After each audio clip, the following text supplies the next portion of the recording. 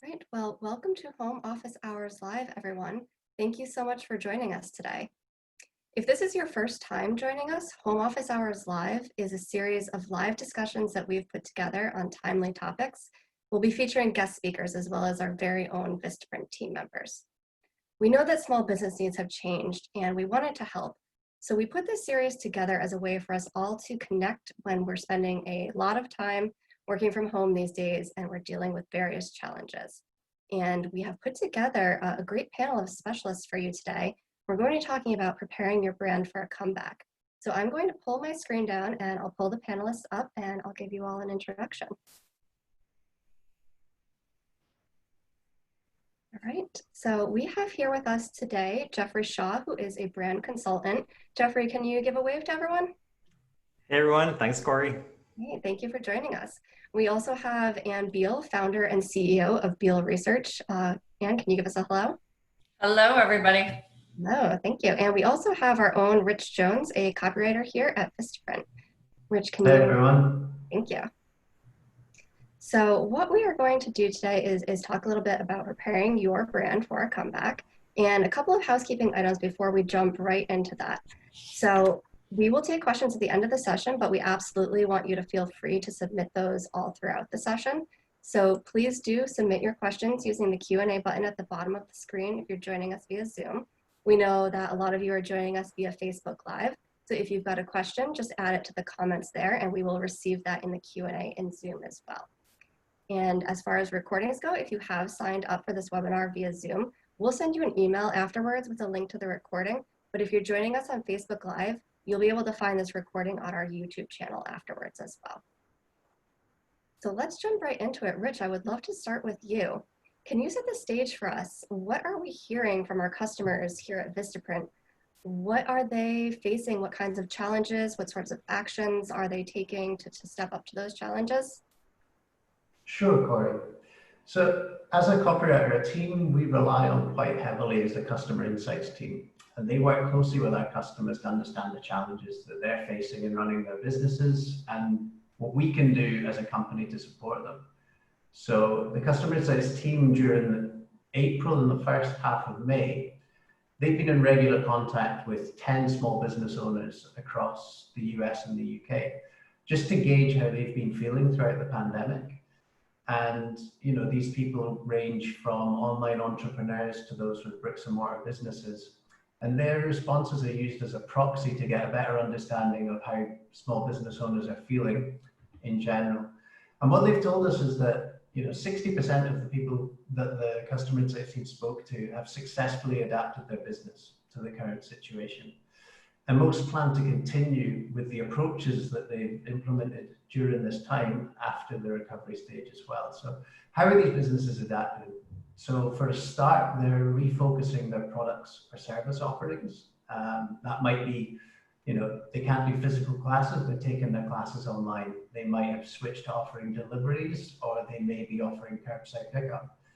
And another thing that we're hearing a lot of as well is that people are building up their skill sets to support them in their business. So that might be working harder on search engine optimization to get a better ranking on Google and doing a lot of the things that perhaps they don't find time in their day-to-day normally to get round to. But above all, what we've been hearing is that these business owners are building closer connections. And that's both connections with other business owners. So that could be networking and idea sharing online in Facebook groups or other platforms. That could even be just, people like restaurant owners getting together and discussing, how to navigate a lot of this new regulation that they're going to face. Or it could be, something like not dissimilar to what we're doing now, where you have, maybe a yoga instructor online doing a virtual event with another wellness expert. We're also hearing that they're engaging more with their customers than perhaps they did in the past. So a lot of people that didn't put out video prior have been putting out video where they're speaking directly to their customers. They may be calling, emailing, and chatting more with their customers than they did prior. And we've also heard that some people are sending thank you packages and even meals to key workers. So yeah, the main takeaway I think is that building of those connections.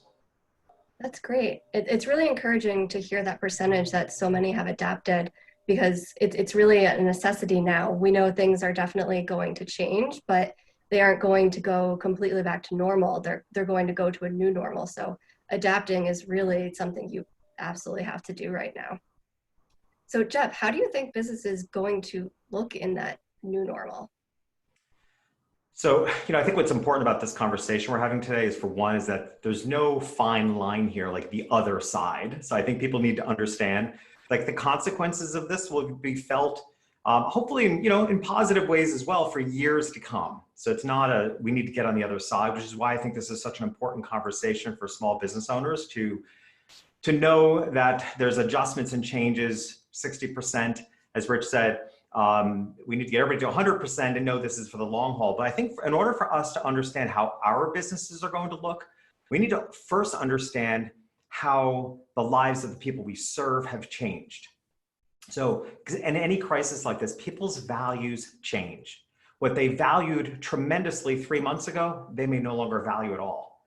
What they never gave any thought to 3 months ago, they're giving a lot of thought to now. So I think fundamentally, you first have to understand the lives of the people that you serve have changed, and therefore every business needs to reconsider what they're saying and how they're saying it and to whom they're saying it to, right? So which is when in my work, brand messaging, I keep saying every business needs to really reconsider what you're saying. We have to be careful what they're saying, not just to be careful that you're not saying the wrong things. I think it's actually more important to think about what you can be saying that will make a difference, a positive impact on the lives of the people that you serve, right? So it's not just making mistakes. You certainly don't want to come across tone deaf, but the more businesses can exemplify that they care, that they're compassionate, that they have empathy, that they have an understanding of those that they serve, those businesses that are willing to do that will stand out. And we're seeing so much evidence of this already amongst brands that are showing up in a really good way, in a positive way, are really stepping forward. I think the fantastic opportunity here for businesses is sort of a leveling of the playing field. Businesses and brands that may have had the spotlight before but aren't showing up in a really positive way now, may not be as memorable, where those businesses that we may not have heard so much about before are showing up in a big positive way and affecting people's lives in a positive way, they're going to be remembered. I think right now is a really good time to remember in business, to remember the Maya Angelou quote, that people will forget what you did, people will forget what you said, but people will never forget how you made them feel. And I think there's never been a more important time for businesses to understand how the lives of those they serve look in order to figure out how their business is going to look in the future. Those are great points. Thank you. I love that quote. So applicable to this conversation. So let's dive a little bit more into those customer values and needs that you mentioned. And do you have any additional insight on what those consumer values, those consumer needs are starting to shape up to be? So I couldn't agree more with what Jeff just said. What we know from our research with consumers in North America is that they're really looking for three things. They want to feel good about the world that they live in. They want to feel good about the companies and brands that they are buying from. And they want to feel good about the purchases that they're making. They want to feel good about themselves. So companies and brands that really speak to these things, for example, that have responded and said, hey, we're aware of the COVID crisis and we are doing things to help our community. Maybe small things. For some restaurants in my community where I live in, they're giving food to people who need it. And these could be local mom and pop restaurants, but it's making a difference in terms of how people are viewing that local restaurant. In terms of, people want to hear what are brands doing to protect their employees and their customers. And so we've seen signage for a lot of small businesses where they're explaining very clearly, here's what we're doing to protect the people who work for us, and here's what we're doing to protect you as a customer. And lastly, people want to feel good about themselves. This is a very difficult time, and people want to feel that they're being safe, that they're making good decisions, that they're making smart purchases. And so businesses that really reaffirm that this is a smart decision to purchase from us, as opposed to our competitors, are really the ones that are winning. So those are the things that are really making a difference right now. Thank you for sharing those findings. Really appreciate it. There's definitely a lot of changes that have already happened for small businesses, but even still more to come going forward. So Jeff, what's one big challenge that you see coming up as businesses start to get into this reopening in various phases across the country? So there will be many challenges, but I want to encourage small business owners to look for the opportunities in the challenge. And I think whenever we're faced with challenges, there's an opportunity for us to actually be better at what we've done in the past. And I think the challenge is that we're all going to be under magnifiers, right? People are going to be watching very closely to our actions, how we behave, what we do, and what we say. I know that I travel a lot for a living. I've spent a lot of hours on planes and hotels, and I know that I've accepted whatever degree of sanitation was offered in the past. But I tell you what, I'm not going to accept substandard. I mean, I wear socks in hotels because it freaks me out, right? I don't want it to be that way anymore. One of my biggest pet peeves are restaurant menus, right? I don't know who's touched that. It's disgusting. And then 9 times out of 10, the hostess or host puts the menu on my plate. And in the past, I've always cringed but never said anything. And I will say something now. And I'm pleased to see a lot of restaurants are addressing that with one-time use menus. And so everything we do, everything we say is going to be under a magnifier. And yes, that's going to be challenging. But think about the opportunity in that we can actually be better at what we've done. I think the buzzword of this crisis in the end might be mindfulness. And I'm seeing people behaving in a mindful way. I've practiced meditation for many years, and it's almost like watching the world walk in a walking meditation where they're conscious of every step, every action that they take. And I think people are going to continue to behave that way. Therefore, as businesses, we need to realize that people are going to be paying very close attention to our every action, our every word. And if we don't align with them, we run a huge risk of alienating ourselves and our businesses. So I think it's really important. We understand we're in our magnifier. We can do it. We can step up. Let's just be better at everything we've ever done before and stay aligned with those that we serve. Yes, I completely agree. That will definitely be one of many big challenges coming up. But I want to pivot here a little bit more positive. I know we're talking about challenges, but like you said, huge opportunities here too. So Rich, you mentioned high level earlier that some of our customers are really doing a great job of adapting to realign with their customers. Are there any examples that you can share with us? Sure, Corey. Yeah, we have a customer called Johnny Burke, who's actually featured twice on the Small Business Story podcast. In the last episode, he goes into quite a lot of detail about just how he adapted his business during the pandemic. But Johnny's takeaway offers chef cooked meals you can enjoy at home. Typically a walk-in business, people in the neighborhood go in when they don't want to cook, they pick up food that they can take home and they have a really high quality meal. But he actually adapted to doing deliveries. And he mentioned as well that it was very much like bootstrapping his business and going back to the very start. So, he said anybody could be delivering the food. It might be the head chef or it could be the dishwasher. That whole sense of kitchen hierarchy has gone out the window with this, and it's all hands on deck. He also mentioned as well, like he places a real importance on, sharing regularly on Instagram.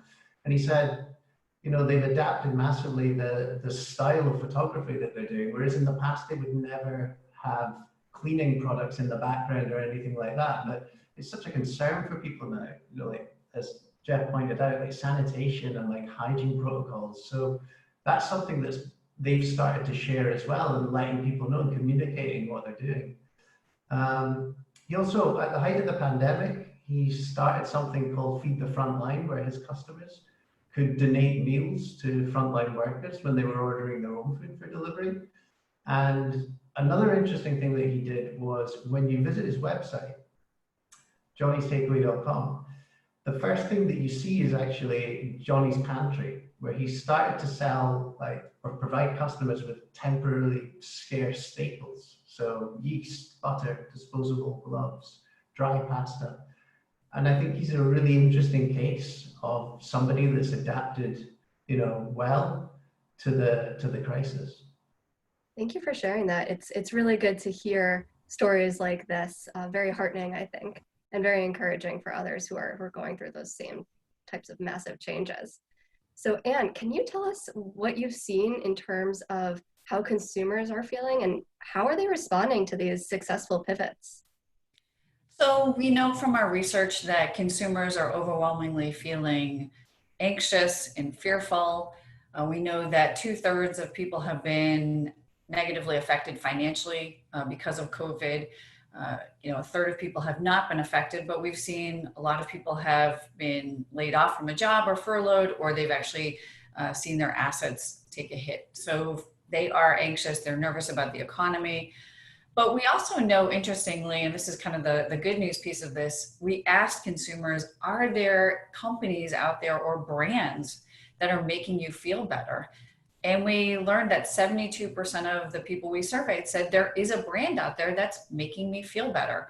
They are doing things that are making me feel better. And it could be making me feel safer. It could make me feel better because I'm giving myself a treat, or it could be that they're making my life feel a little bit more normal than it is. So in fact, there are companies out there that have pivoted really successfully and are actually making a difference in terms of the emotions, the feelings that people have. And as Jeff said, being empathetic toward the consumers and really serving them in ways that make them feel better is really effective.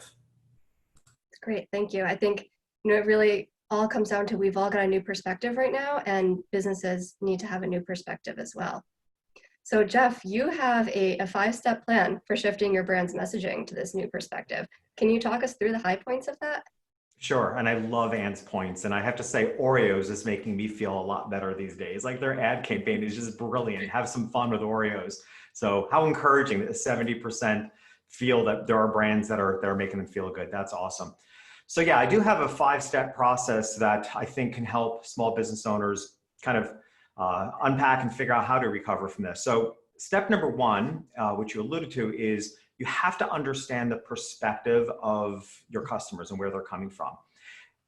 Never has this been more important, but here's what's important about it is that they're not all on the same page, right? Even within a family that you might serve, one partner may feel very differently than the other. So it's really important to understand, the common business advice has always, it's great advice, but the common business advice has always been to work on your business more than in it. Great advice, but honestly, the best advice at any time, even more so now, is to work outside of your business more than on it. Meaning, stand in the shoes of those that you serve and understand what do they need to see, hear, and feel in order to choose you. That's the best thing anybody can do for their business. So you need to really understand without judgment and without assumption, you need to step into their shoes regardless of, some might be more conservative and concerned than others. It's not for you to judge, but you will serve your business well if you're willing to understand and have compassion for their perspective.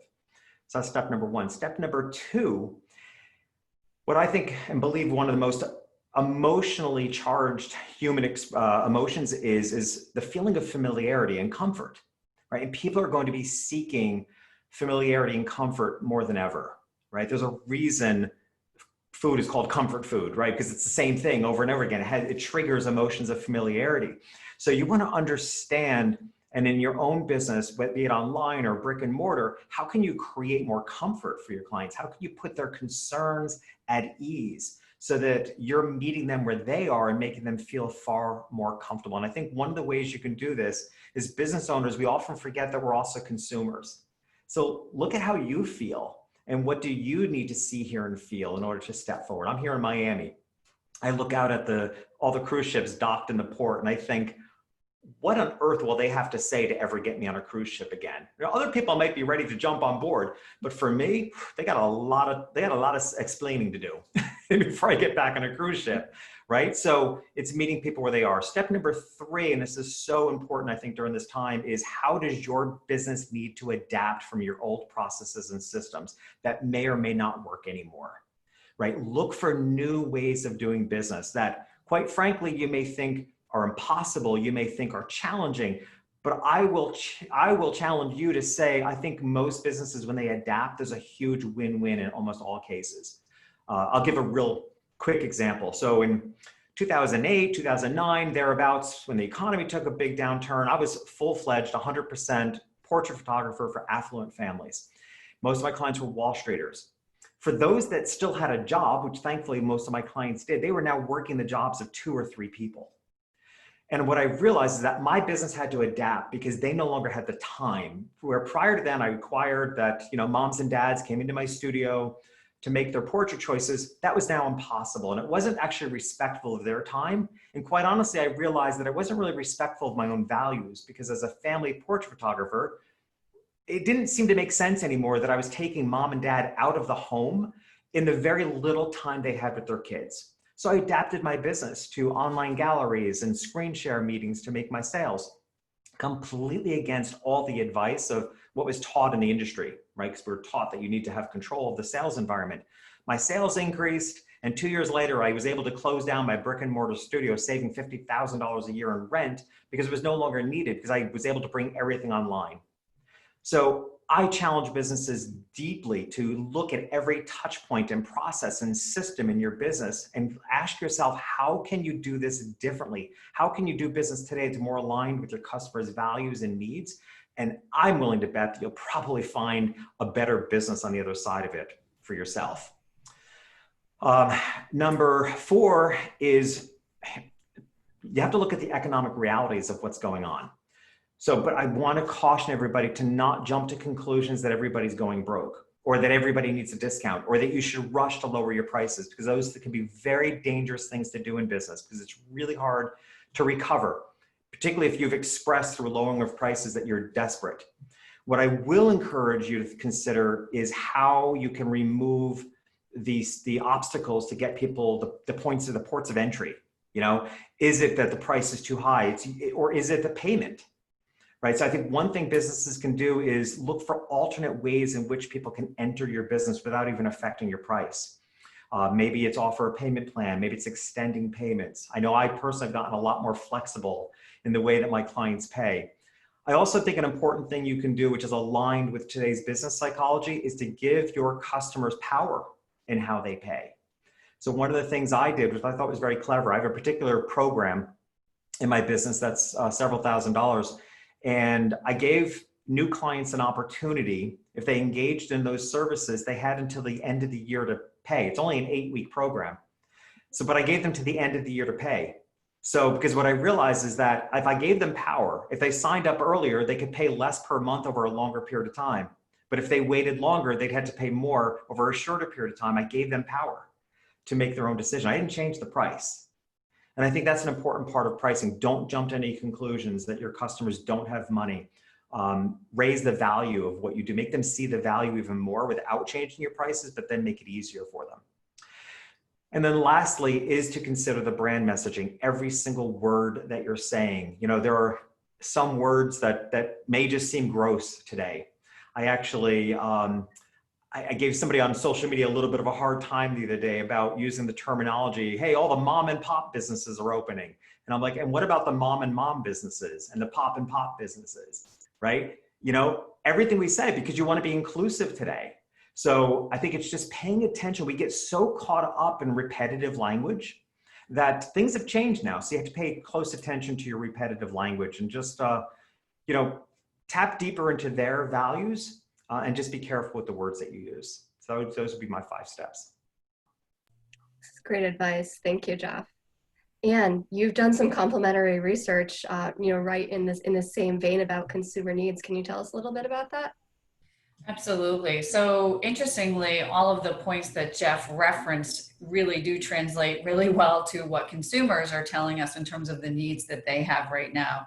So we, as I mentioned, did a piece of research with 1,000 North Americans. And what we learned is that there are 5 major consumer needs that were really important and that were actually driving purchasing during this time period. The first of them was giving myself a special treat. That was something that people said was driving some of their purchasing. You know, they're fearful, they're anxious. I just want to treat myself. They also were driven to make purchases that they felt were good decisions. So speaking again, you know, the business that really kind of explains to the consumer why this is a good decision to purchase this now and from me were the ones that were winning. Interestingly, spending smartly. It's not really about, you know, spending money or not spending money. It's about spending wisely.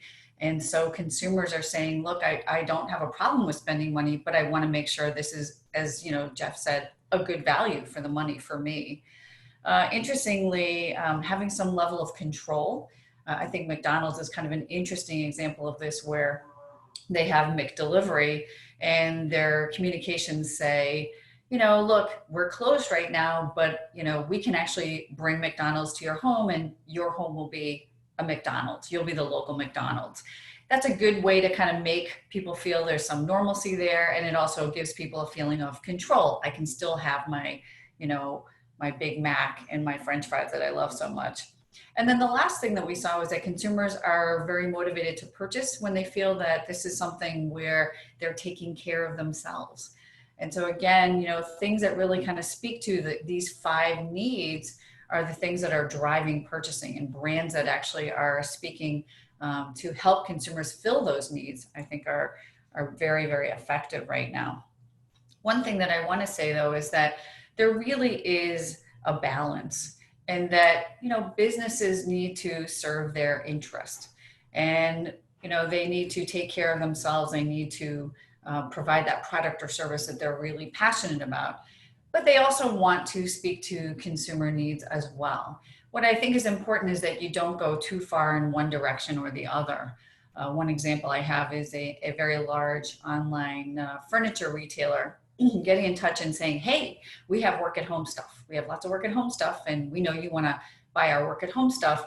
No sensitivity for the fact that, frankly, working at home is difficult right now. You may need a different type of desk, or you may need a different type of configuration, or you may need to make areas feel a little bit more private, in a home where there's now kids and another person at home. No sensitivity for that, just like, hey, you need work at home stuff and we're the retailer.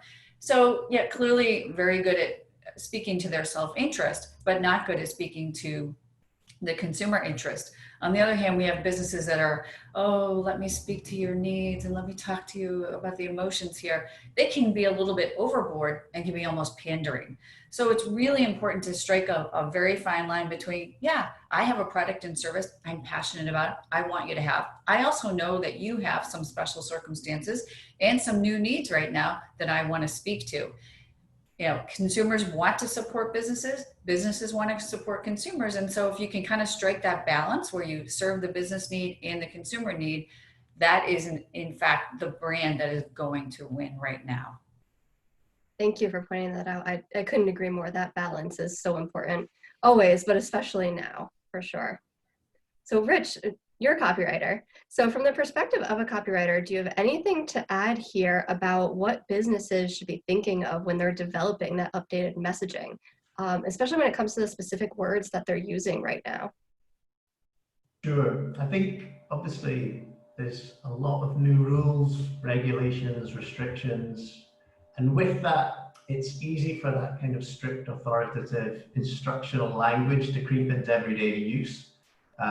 Jeffrey hit upon that earlier on as well, with some of the vocabulary that's getting repeated regularly. So it's really like framing messages in a positive way. If you have a restriction in place, let's say you're a retail business and you have limited capacity and you have to have appointments. If you were to say by appointment only, it comes across as being quite restrictive. So you could put a positive spin on that by saying, book your appointment today, or private shopping slots available now. It's about striking a positive and helpful tone. And it's really important to avoid being humorous, witty, or casual right now, because as Anne mentioned, there's still a lot of anxiety. People are getting used to going into shops and having to, use hand sanitizer and all of these kind of things. Another thing as well that's quite important is, with every interaction that you have with your business, whether it's on a receipt, an appointment reminder, an invoice, there's an opportunity there to add a message, a positive message, or it could be an update to your business operations. And it's also important to think, particularly in brick and mortar businesses where you are going to have to put up lots of signage. Think about whether or not you have to tell people what to do, because quite often you can show them what to do. There was actually a study done recently where the Portland Bureau of Emergency Management and the Behavioral Insights team, they surveyed over 4,000 adults in the US to test messages designed to keep people at least 6 feet from one another. And what they actually found was really interesting, because The results showed that posters that relied solely on images were just as effective as signage that also included text. So when people are being bombarded with, being told what to do, consider whether or not you can show people in a visual way. I think that's really important so that this kind of creep of negative or restrictive language doesn't come through in your communications. Those are great points. Thank you, Rich. And thank you all for these insights. These have been really helpful. I'm going to turn it over now to our audience for Q&A. And I'll just repeat what I said at the beginning there in case you joined late. If you're on Zoom, you can put your question in using the Q&A button at the bottom of the screen. If you're joining us on the Facebook Live, just comment your question there. We will get that in the Q&A in Zoom as well. So I see we have a few already. So let's get started with these.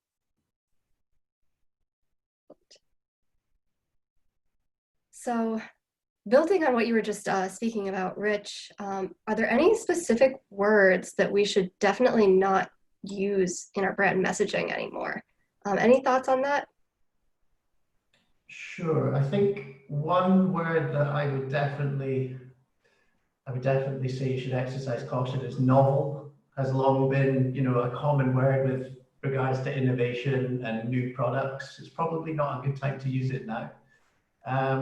I would say as well, it's really easy to talk about germs. It's a conversational thing to say, but it does cause some alarm and perhaps even some visceral disgust. So I would avoid that.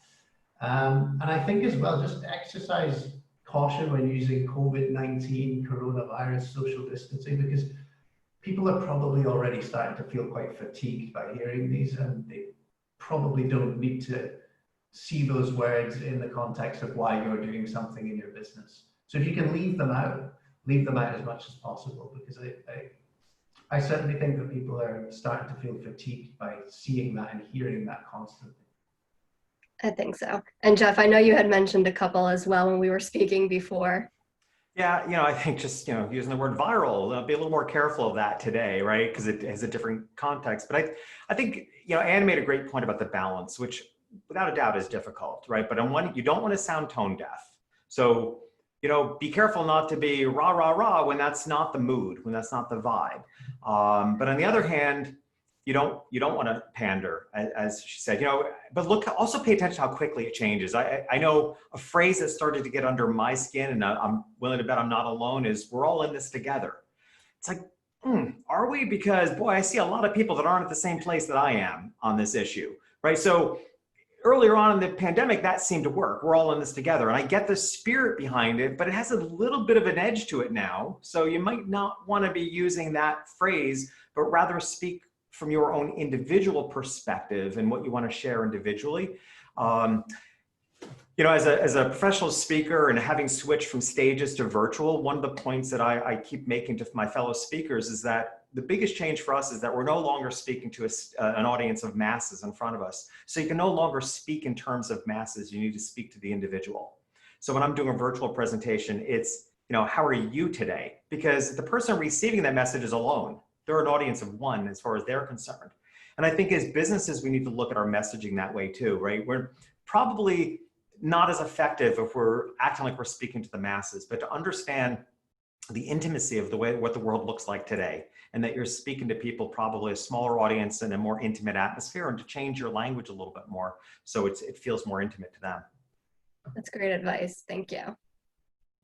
So our next question, actually, Jeff, I think you would be great to take this one. This is coming in from Facebook Live. What advice do you have for a small business that was just starting out in Q4 of last year? How do we get our momentum back again, especially now that the normal channels of obtaining customers have changed with cancellations of vending opportunities? Yeah. So, well, kudos to you for, venturing out. I don't think that's necessarily a bad thing. I actually, as I said a little earlier, early on, one of the biggest advantages I saw here was this, like I said, referred to as a leveling of the playing field, right? As a consumer, and a potential customer of this business, it doesn't matter so much to me what your history is and how long you've been around. What matters to me is how you're showing up. And I think sometimes a new business is at an advantage there because they have a fresher perspective. So, yes, I get the financial challenges, but, and I also would stress maybe looking at is what you have to offer today perhaps even more valuable than you might have even imagined. So I was living in New York City as a photographer when 9/11 happened. Quite honestly, I thought I was done with. I just bought the biggest house. I had 3 kids. I thought I was done with financially because my clients were all Wall Streeters. And what I realized, though, what I did as a photographer, a family portrait photographer, had greater value than ever. I ended up having my biggest year in history, right? Total shock to me. So I would suggest to this business and any business to look at, is it possible that what you do has greater value than it even did 3 months ago? And how can you leverage that opportunity to be more aligned with people's needs today? Yeah, and also interestingly, we actually did research where we were able to show that what people were doing now during this whole experience, things they were saying and doing, actually were leading people to sometimes purchase from them for the first time. We're leading people to actually feel very strongly that they'll purchase after this whole situation is over and done with. And we're leading them to recommend a brand. They actually felt more positively about some of these brands as a result of what they were saying and doing than they had before. And this was actually going to transform in terms of them going and recommending and using this brand afterwards. So I really think in some ways, very difficult time to start a business, but in other ways, great opportunity, because what you do could make all the difference right now. And they will remember after the fact, yeah, that was that particular business did this, that, or the other thing for me, made me feel a certain way. I'm taking that with me down the road. Yeah, I need to add to that because you just brought something up, and it's so great. I just want to ask people watching this, how many of you have hopped off Amazon to buy things elsewhere that you may now stick with? Everybody I know, right? They made a wise decision in delaying shipping of certain things, but so many of us hopped off to other companies to get products we needed that we now have relationships with that I will continue with. And Amazon's the biggest behemoth out there. So there's opportunity for us. Those are excellent points. Thank you both. And I would love to throw this next question to you. I think this is in your wheelhouse.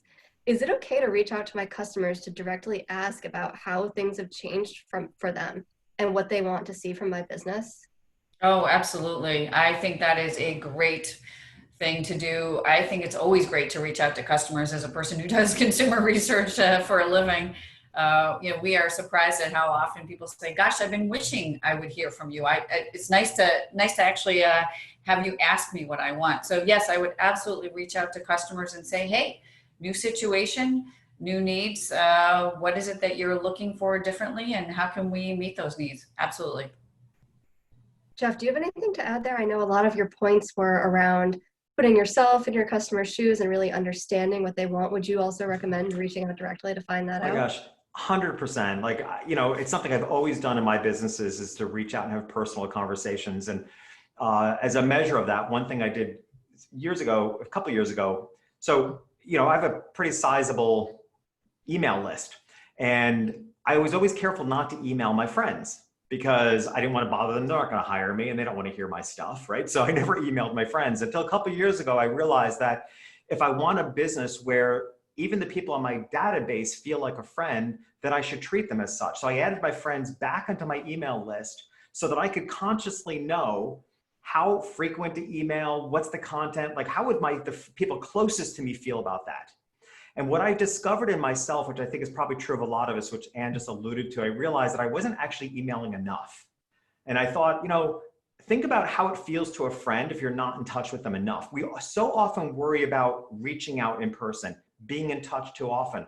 But if you put yourself in the shoes of being a friend's more likely to be annoyed that they haven't heard from you for a while. I mean, how's that work for you when you don't call your mother for 3 weeks, right? So I think not hearing from us as a business is almost a bigger detriment than how often we email. Those are great points. Thank you. All right, so our next question here, this really speaks to the fact that states are in a lot of different phases and businesses are in different phases of feeling comfortable about reopening or not. So the question is, my state is allowing my business, I'm a hair salon, to reopen, but we aren't comfortable doing that yet. How can I communicate that to my customers who are waiting? Jeff, I would love if you can start us off, and then Rich, if you can jump in there afterwards with any particular copy advice for them. Be honest. Honestly, I don't think there's anything better. Be honest about how you feel and that you're actually, you're taking into consideration their best interests, right? I love the phrase, we're talking about phrases that don't work. A phrase I do really like is those businesses that say to me, out of an abundance of caution, we're canceling or we're postponing. I think that's really meaningful. And I think that would be what I would suggest, is just to just be honest, let your customers know that, share with them that, hey, I'm emotionally not ready. I'm not emotionally ready to welcome you in the way that I want to.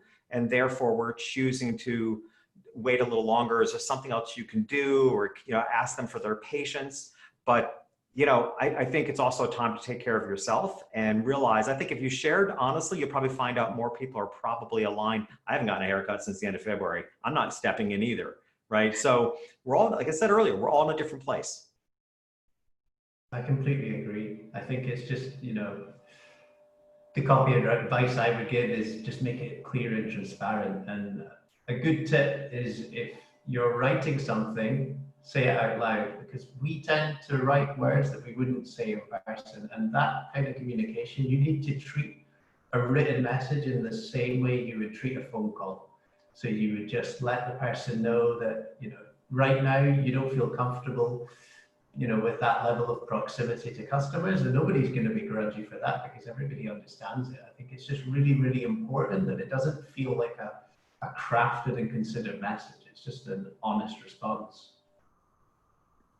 So it sounds like you're both saying that in implementing some humanity in your messaging would be really important in your response. And did you have something to add there? Yeah, and I think if you explain, that what you're doing is protecting your employees, protecting your customers, and if you kind of, reinforce why they chose you in the first place, if you are really known for a high level of attention to personalized service and you are a high-end boutique, it makes sense that maybe you're going to wait a little bit longer until you feel that it's absolutely safe. And that will, I think, kind of go with your brand message, if that was originally part of your message. Completely agree. I think I'll just add one small thing that it's there's a lot of, on the news anyway, down here in Miami, the restaurants start opening up, and a phrase that a lot of restaurants have been, when they're being interviewed in the news, been saying, come back, we miss you. And we miss you. Like, what powerful words. And you can feel when they're being genuine or not. And that, I'm hopeful, because I pretty much eat out every night except during this. So I can't wait to go back to my favorite restaurants. I'm so hopeful that when I walk in, those familiar faces say to me, gosh, we miss you. And I actually think a lot of businesses do. I think there's been such an awakening to not take for granted the fact that people spend their hard work or hard-earned money in your business. And I genuinely think businesses have missed their customers and missed those relationships. So just being honest and sincere and saying, we do miss you, just not quite yet. But when you come back, I'm gonna love on you like you've never been loved on before. Yeah, totally agree. Thank you. Thank you all for those perspectives. So our next question here is about pricing. So Jeff, I know you talked about this. Maybe you can take this question, and then Anne, I'm sure that you've done a lot of research on pricing as well. So how do I figure out what the right pricing is for my business now? So, to kind of reiterate what I said before, I mean, if you had it figured out before, I wouldn't be quick to make any changes. As I said, I don't think, you don't want to make assumptions that people don't have money. And one thing in business we need to understand is every no is just a not yet, right? There's like, anytime you hear no, any objection in business, it's just because you likely haven't proven the value of what you're offering that's greater than the investment. Because most people, Anne spoke earlier about smart decisions, and I think it's such a great terminology. And it's one, as a business coach, it's something I often encourage, where the positioning I encourage for people is what I consider smart pricing, meaning it's profitable, it's probably a little bit out of their range, but it's not so high it makes them feel stupid, right? So, I don't know that anybody should be quick to change their prices. It's really hard to recover from that. And it can give off a feeling of desperation. I would look first at how can you raise the perceived value of what you offer. And maybe add more value to it without changing your prices. I'm all up for that. Like, how can you add more value to the experience, to what you offer without changing your prices. So I would always encourage a business to look at where they can add value before they change their price. But do change maybe payment procedures and make it easier. And anything so pricing is a lever that is used to do different things. So pricing can be used to, increase your market share. Pricing is something that can be used to increase your profit. Pricing is something that can be used to actually change a perception of what you offer. And so the question is, what is the motivation behind potentially changing prices? Is it a concern about we're not going to get people in the door for our previous prices? Should I change prices as a result of the pandemic? And there's sort of three approaches to pricing. One is you can do real world pricing studies where you see what the reaction is to your price. And so you can go in, if you are a restaurant or you are products that you're selling, you just see what the reaction is. The second approach is that you can actually ask your customers, how do you feel about these prices now compared to, other places where you're going to be going and buying products and services? Do these feel fair? Just tell me honestly. I may or may not change prices. You can ask those questions. That's a very sort of, unscientific, but sort of a real world way to get reactions to pricing. And the third way to get, input on pricing is to do pricing research, to do market research studies where you actually get a sample of consumers and you put forward different pricing options in front of them. So you can do this in a variety of ways, all the way from fairly simplistic approaches to fairly complicated things like a conjoint analysis where you actually look at, simulating market share. So I would think through very carefully, what is the concern with pricing? What are you trying to do with pricing? And then which of these approaches really makes sense? Those are great points. Thank you. And I especially like your point about just directly asking for feedback. Goes back to one of the earlier questions, but very simple, very direct way to find some information out. Our next question here is from Facebook Live. We've been talking about messaging, making sure that you're setting expectations and letting customers know what you're doing to keep things safe and healthy. So this question is specifically about social media marketing strategy. And maybe you can start us off here. So does your social media marketing strategy, and I'll expand this to any messaging strategy, does it have to be all about how you're keeping it safe and healthy right now? Well, I think you want to think about what your brand stands for and what it is that you are really offering. If you are all about luxury, or you're all about, self-care, or if you're all about, buy this, at low price, whatever it is, or a personalized experience, or very, I think you need to think about sort of what it is that you are as a brand. And then I think you want to think about, what ways could you speak to some of the 5 needs that I spoke about, in terms of, is this about making a smart decision with your money, or is this about taking care of yourself, or is this about, feeling in control? And I think it doesn't have to be all about, safety and keeping, employees safe and customers safe. I think you should address it if you were in a situation where customers might feel nervous, but that doesn't have to be your only message. In fact, I think that should be really subsumed under the bigger message, which is really around sort of, the product or service that you're passionate about, what you're bringing to the table, and really reinforcing why you should, buy that from that particular business. Corey, can I add to that? Absolutely. Yes. So I love everything Anne said. Look at it as a rhythm, and I said earlier, and I think it's so important as business owners to remember we're also consumers. And I mean, think about how often you share something on Facebook and everybody chimes in and says, oh my gosh, I feel the same way, right? Realize that we're often not alone in our own rhythms, and branding has a rhythm to it as well. I know on my podcast a few weeks ago, we broadcast twice a week, and I got to the point where I said, I don't know about all of you, but my brain hurts. Like, I can't stand any more information, and I don't want to contribute to the ongoing onslaught of how to fix yourself and fix your business. I said, so today's episode is going to feature a singer, and he's just going to perform some songs for you that I think will lift up your spirits. Like, totally out of the box for a business podcast. And it was exactly what people needed. They're like, oh my gosh, how did you know that's exactly what I needed?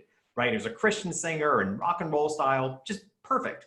Right? So I think just pay attention to the rhythm and don't just keep pounding the same message, but give it a break, right? Make your point, say what needs to be said and give it a break every now and then, and just give people some ease and pay attention to when you need a break. There's a really good chance other people need a break. I'm always amazed, especially during the last couple of months. Every time I say I'm exhausted, everybody's like, yeah, me too. It's like, there is a collective consciousness, if you will, that you can tap into to see where people are at. I love that. Thank you. Rich, I want to give you a chance to weigh in here too. Is anything to add on this? Yeah, I think it's just really important to keep it consistent as well. Like if you have different people working in your business, we've talked about messaging, just make sure everybody is, communicating the same message. So, if people are calling up, they need to know what your opening hours are, where you're delivering, if that's changed, if it's going to change, if people need to make an appointment, what's the process? If you've got 5 members of staff, it's crucial that they all understand all of that information. It could be, is payment fully contactless now, whereas in the past it wasn't. People need to know that ahead of going to your business so that they can prepare accordingly. So yeah, I think my only addition to that would just be, keep the messaging consistent and communicate that message to everybody that works in your company. Thank you all for this advice. And our next question actually that's come in from Facebook Live is also about social media marketing. So let's stay on this track here. So Jeff, we'd love if you can start us off here. Would you recommend doing social media marketing to attract new customers or increase if you're already doing it? I'm definitely of the frame of mind to make good use of the time in which we're in, right? One of my primary services, I'm a brand message consultant. I help small businesses redo their homepages of websites and fix their messaging, and I've never been busier.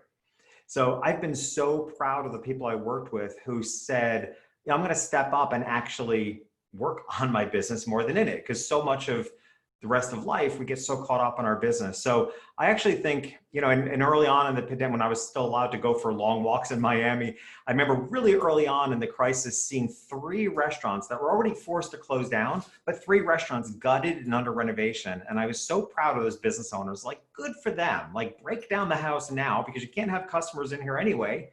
So, if the budget is there, and even if it's not, quite honestly, if you can bear the investment for the return, I say increase it.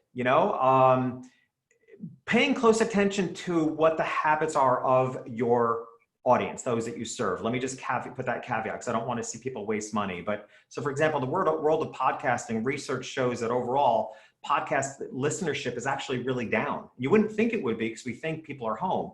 But the fact of the matter is, most podcasts are listened while people drive and are jogging and strolling with their kids, all of which are habits people don't have now. So overall, podcasting listenership is way down, but we've had the 3 biggest months that we've had in 6-year history.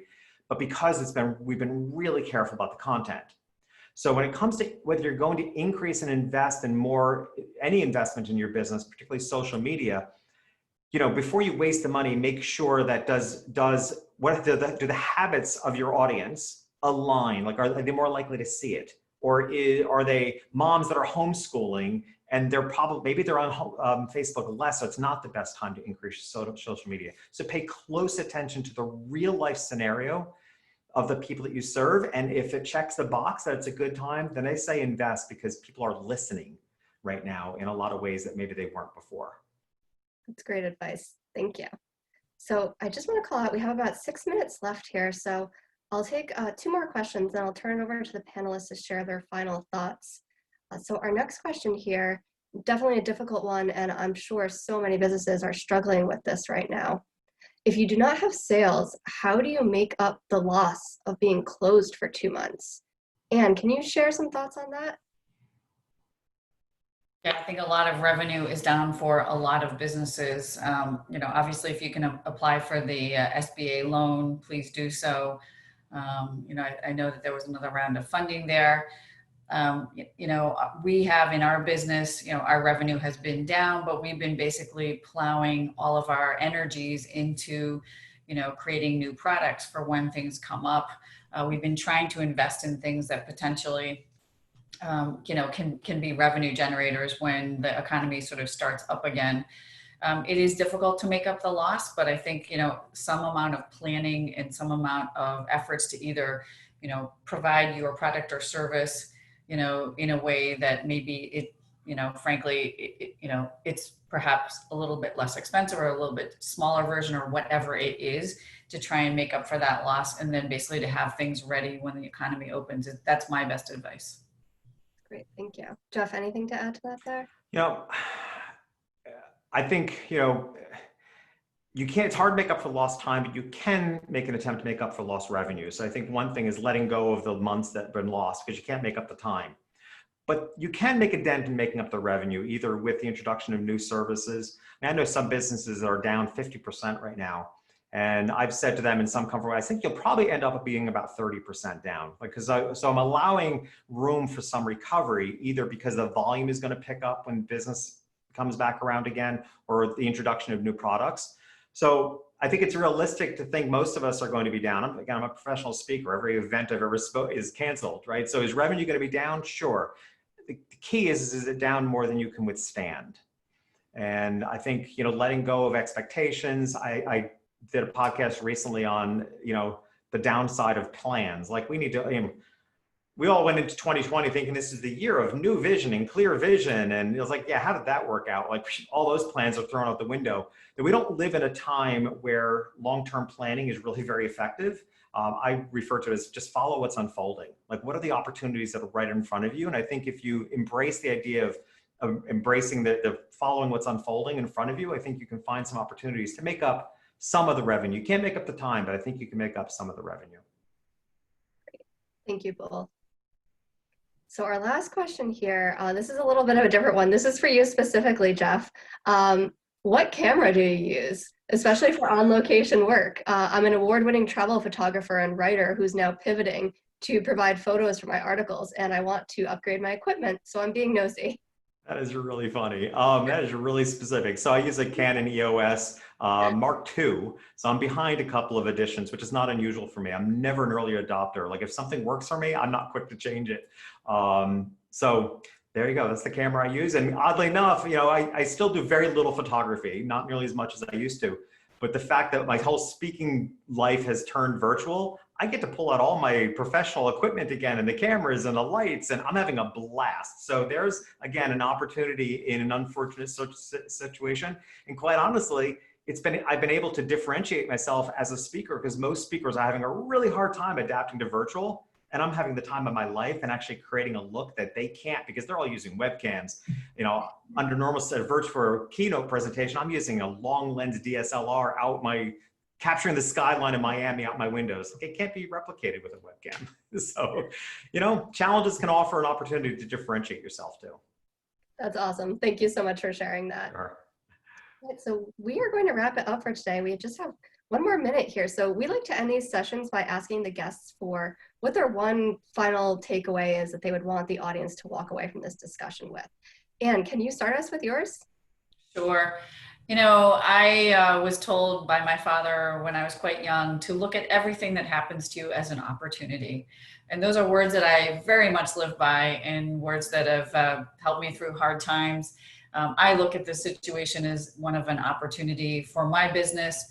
And I think a lot of businesses, I think, are looking that way. You know, I think it is easy to look at sort of the glass being half empty or maybe 2/3 empty, but the reality is there is some tremendous opportunity for businesses, and there are ways to really connect with your customers in meaningful ways that can really go beyond this pandemic. Fantastic. Thank you. Rich, how about you? Yeah, I think that's a really good point. I would say, you know, coming back to what I mentioned earlier on, I think it's about, you know, frame all of your messages in a positive way. Obviously avoid, you know, empty platitudes. And a really important thing I think is prepare to repeat those messages regularly and be patient with that because people are anxious. A lot of your customers are going to have the same questions for you. You're probably going to have to answer them a lot in the same day. So yeah, I think putting a positive spin on any language that could be restrictive, you know, we mentioned earlier on, by appointment only, you know, book an appointment today. Just try and always look at any messages that you're putting around your business on your website, on your social channels. Try and frame every message in a positive way. Great advice. Thank you. And Jeff, can you wrap us up? So yeah, it might sound a little negative at first, but it's actually a really positive message in it, which is that honestly, crisis, and this is like my third rodeo between 9/11, the Great Recession, and now this, to say that with every crisis, it just speeds up what was coming anyway, right? So don't be quite so resistant because, the way people are changing their lives, hopefully for the positive, the way we're seeing the workforce shift, guess what? All these things were coming anyway. We're seeing businesses, certain brands close. And every time I see a business close or file bankruptcy, I was like, they've been circling the drain for 3 years anyway. Like, this is not really a surprise. So I think in a crisis, it just speeds up the way the world was changing anyway, and to actually see that as an opportunity to embrace something, a new way of being that will probably sustain you in a good way for a lot of years to come. Thank you for that. Well, thank all three of you for joining us today. I really appreciate you taking the time to answer these questions. And thank you to the audience too for your time and your questions. We definitely want to hear from you, our audience, on what you want to hear us cover and how these can be more valuable. So plug here, fill out the survey at the end of this. It's also in the Facebook comments. And we would love to hear your opinion on how we can make these the most valuable for you. And you can also send suggestions, feedback, questions to homeofficehours@vistaprint.com. So again, thank all three of you so much. It's been wonderful having you on today. Thank you. Thank you. This has been Home Office Hours Live with Vistaprint, and we'll talk with you soon.